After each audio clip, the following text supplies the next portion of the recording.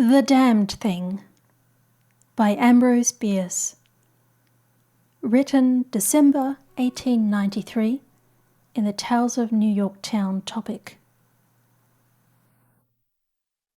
1.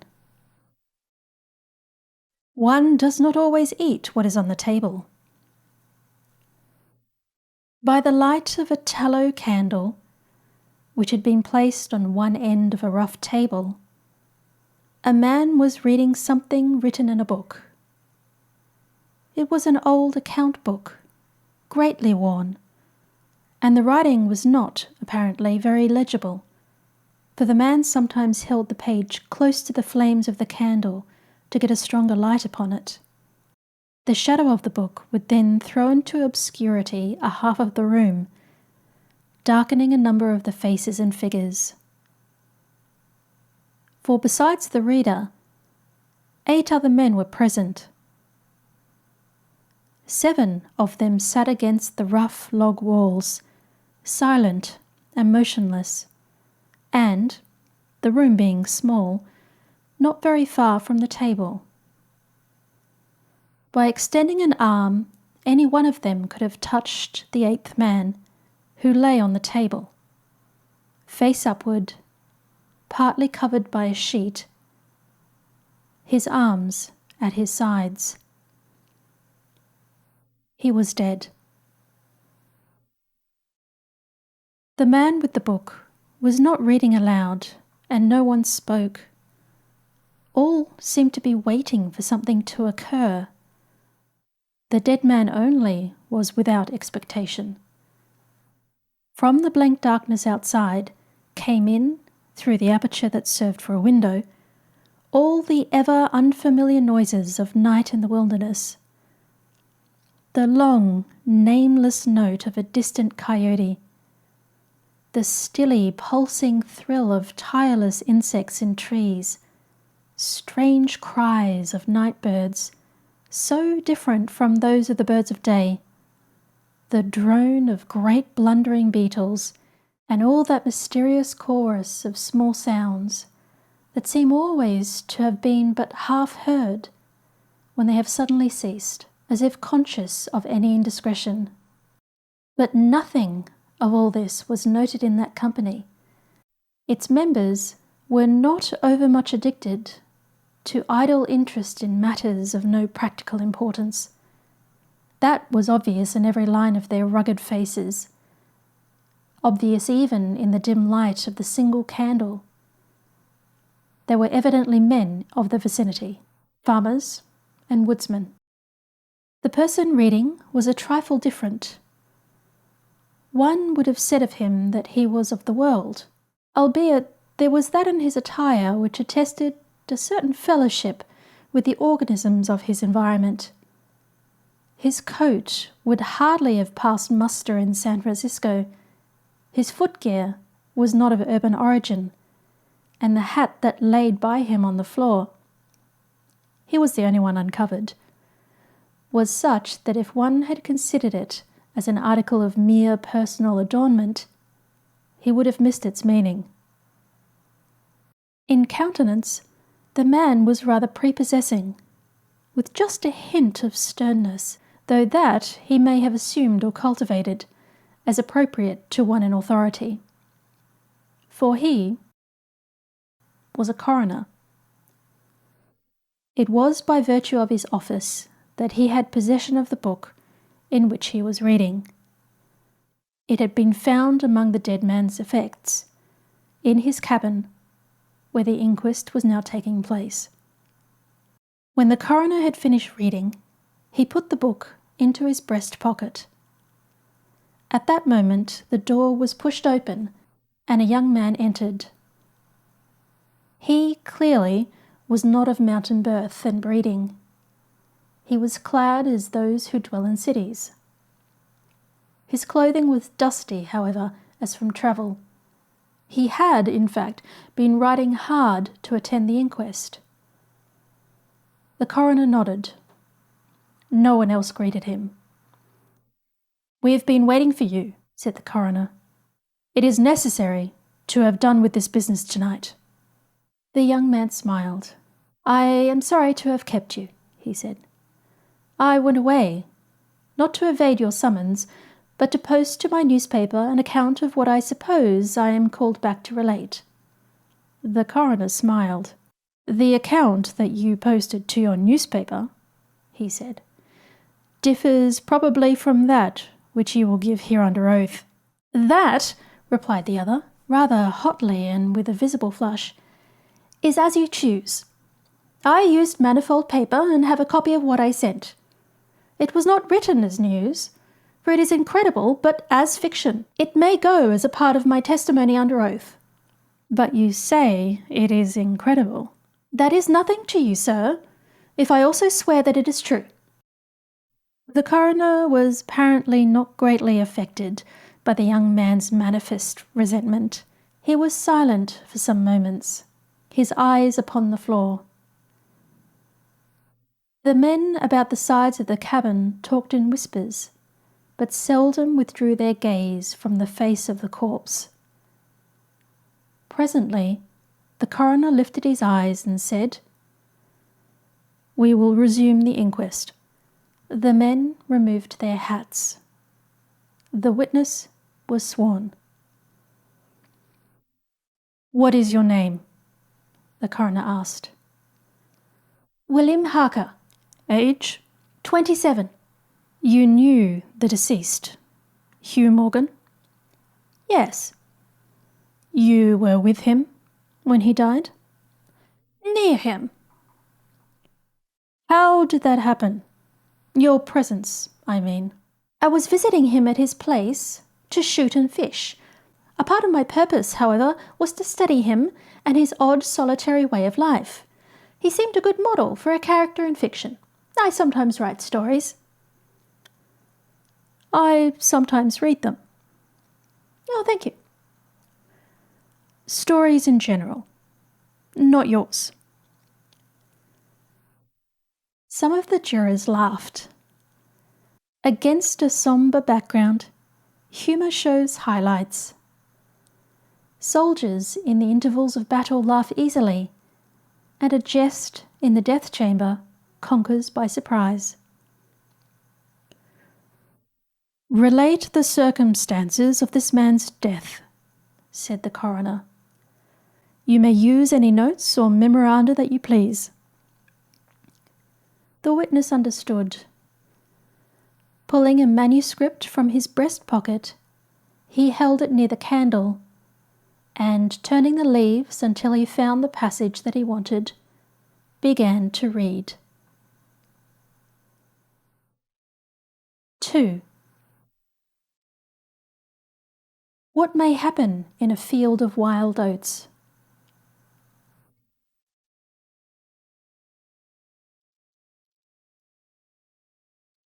The sun had barely risen when we left the house. We were looking for quail, each with a shotgun, but we had only one dog. Morgan said that our best ground was beyond a certain ridge that he pointed out, and we crossed it by trail through the chaparral. On the other side was comparatively level ground, thickly covered with wild oats. As we emerged from the chaparral, Morgan was but a few yards in advance. Suddenly, we heard, at a little distance to our right, and partly in front, a noise as of some animal thrashing about in the bushes, which we could see were violently agitated. "We've started a deer," I said. "I wish we had brought a rifle." Morgan, who had stopped and was intently watching the agitated chaparral, said nothing, but had cocked both barrels of his gun and was holding it in readiness to aim. I thought him a trifle excited, which surprised me, for he had a reputation for exceptional coolness, even in moments of sudden and imminent peril. "Oh, come," I said, "you're not going to fill up a deer with quail shot, are you?" Still, he did not reply, but, catching a sight of his face as he turned it slightly toward me, I was struck by the pallor of it. Then I understood that we had serious business on hand, and my first conjecture was that we had jumped a grizzly. I advanced to Morgan's side, cocking my piece as I moved. The bushes were quiet now, and the sounds had ceased, but Morgan was as attentive to the place as before. "What is it? What the devil is it?" I asked. "That damned thing," he replied, without turning his head. His voice was husky and unnatural. He trembled visibly. I was about to speak further, then I observed the wild oats near the place of the disturbance moving in the most inexplicable way. I can hardly describe it.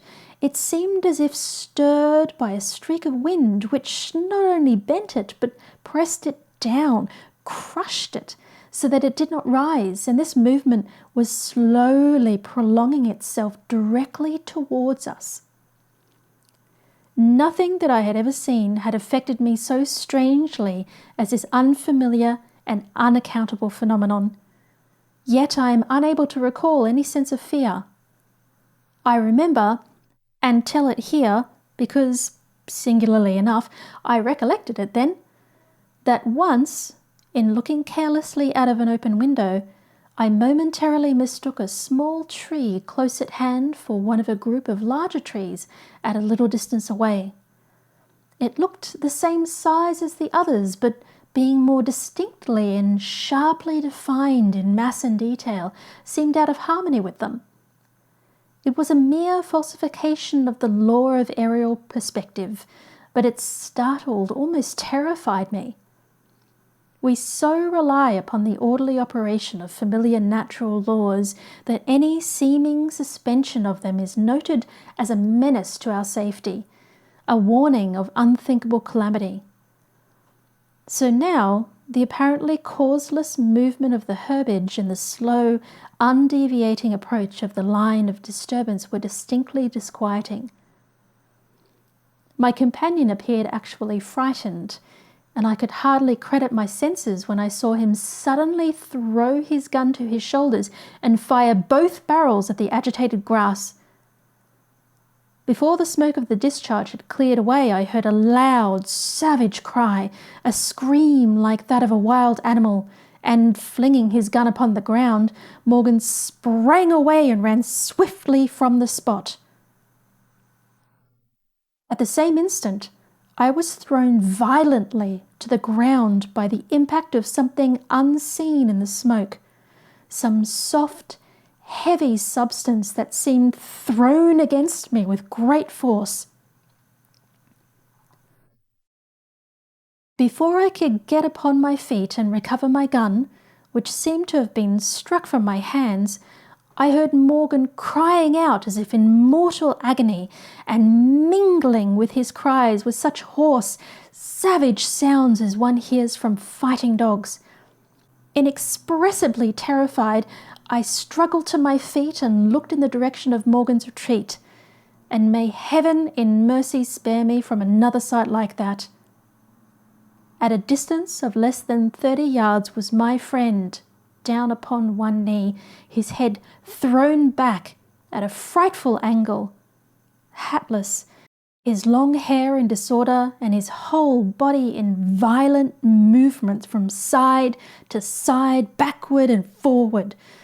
His right arm was lifted and seemed to lack the hand. At least I could see none.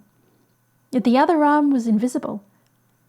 At times, as my memory now reports this extraordinary scene, I could discern but a part of his body. It was as if he had been partly blotted out. I could not otherwise express it. Then a shifting of his position would bring it all into view again. All this must have occurred within a few seconds. Yet in that time Morgan assumed all the postures of a determined wrestler vanquished by superior weight and strength. I saw nothing but him, and him not always distinctly. During the entire incident his shouts and curses were heard, as if through an enveloping uproar of such sounds of rage and fury as I had never heard from the throat of a man or brute. For a moment only I stood irresolute. Then, throwing down my gun, I ran forward to my friend's assistance. I had a vague belief that he was suffering from a fit or some form of convulsion. Before I could reach his side, he was down and quiet. All sounds had ceased, but with a feeling of such terror as even these awful events had not transpired, I now saw the same mysterious movement of the wild oats prolonging itself from the trampled area about a prostrate man toward the edge of a wood. It was only when it had reached the wood that I was able to withdraw my eyes and look at my companion. He was dead. 3. A man, though naked, may be in rags.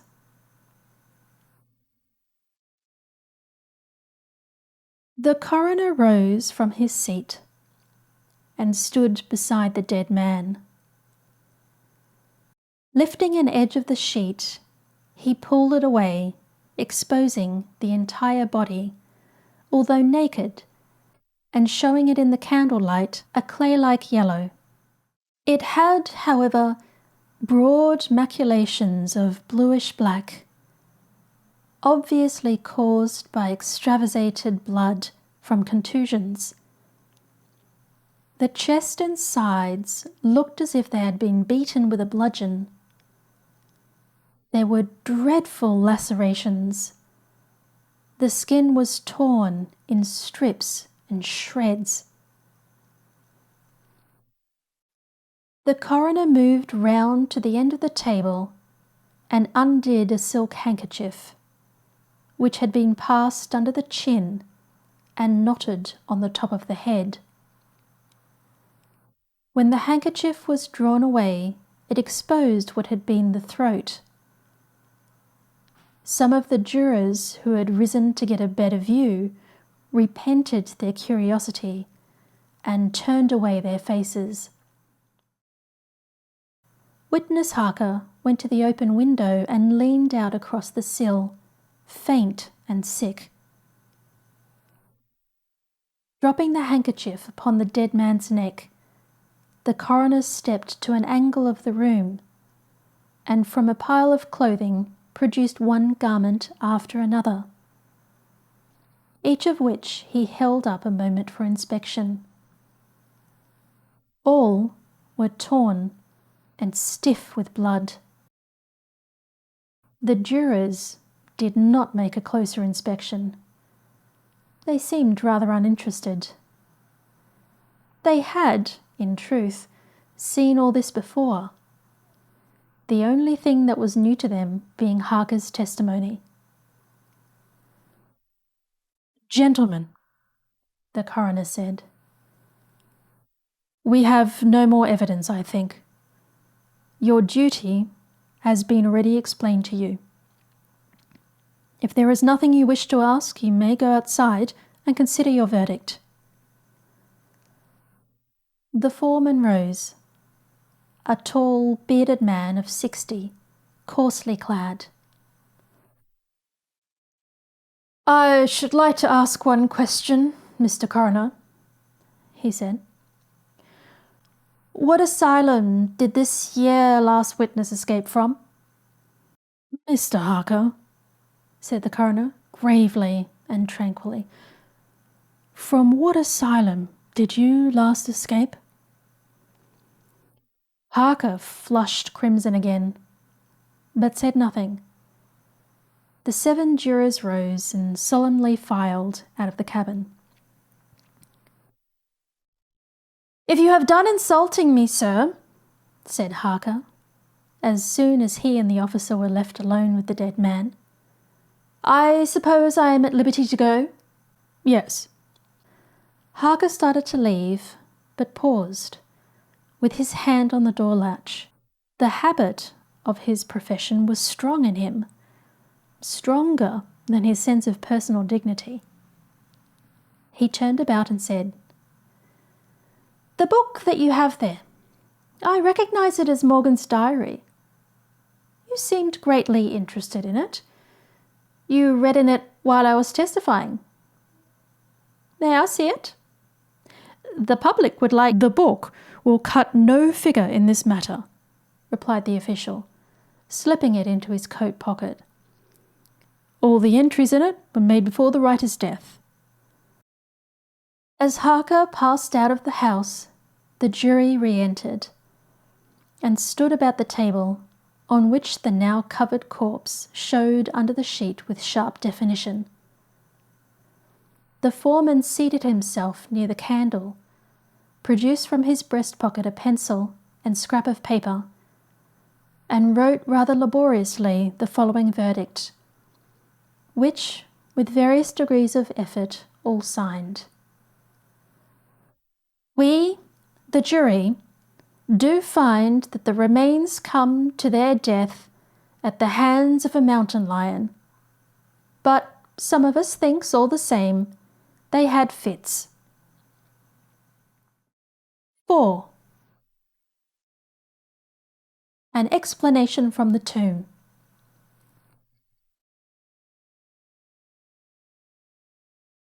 In the diary of the late Hugh Morgan are certain interesting entries having possibly a scientific value as suggestions. At the inquest upon his body, the book was not put into evidence. Possibly, the coroner thought it not worthwhile to confuse the jury. The date of the first of the entries mentioned cannot be ascertained. The upper part of the leaf is torn away. The part of the entry remaining is as follows. "Would run in a half circle, keeping his head turned always toward the centre, and again he would stand still, barking furiously. At last he ran away into the bush as fast as he could go. I thought at first that he had gone mad, but on returning to the house found no other alteration in his manner than what was obviously due to fear of punishment. Can a dog see with his nose? Do odours impress some olfactory centre with images of things emitting them?" September 2nd. Looking at the stars last night as they rose above the crest of the ridge east of the house, I observed them successfully disappear from left to right. Each was eclipsed by an instant, and only a few at the same time. But along the entire length of the ridge, all that were within a degree or two of the crest were blotted out. It was as if something had passed along between me and them, but I could not see it, and the stars were not thick enough to define its outline. Ugh, I don't like this. Several weeks' entries were missing, 3 leaves being torn from the book. September 27. It has been about here again. I find evidences of its presence every day. I watched again all of last night in the same cover, gun in hand, double charged with buckshot. In the morning the fresh footprints were there as before. Yet I would have sworn that I did not sleep. Indeed, I hardly sleep at all. It is terrible, insupportable. If these amazing experiences are real, I shall go mad. If they are fanciful, I'm already mad. October 3rd. I shall not go. It shall not drive me away. No, this is my house, my land. God hates a coward. October 5th. I can stand it no longer. I have invited Harker to pass a few weeks with me. He has a level head. I can judge from his manner if he thinks me mad. October 7. I have the solution of the problem.